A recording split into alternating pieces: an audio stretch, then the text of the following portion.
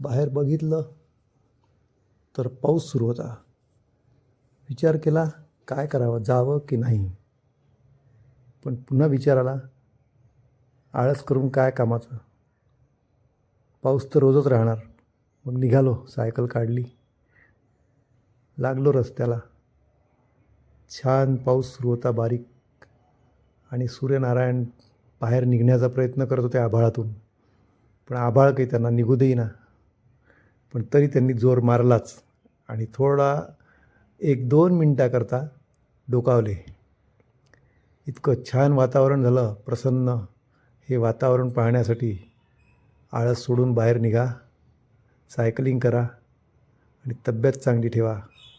Cycling एक वेगळा आनंद आहे, तो केल्याशिवाय आणि घेतल्याशिवाय कळत नाही.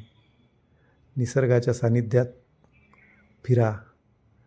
सायकल घेऊन फिरताना जो मजा येतो तो फिरून पाहिल्याशिवाय कळणार नाही. चला मित्रांनो, सायकल काढा आणि चला.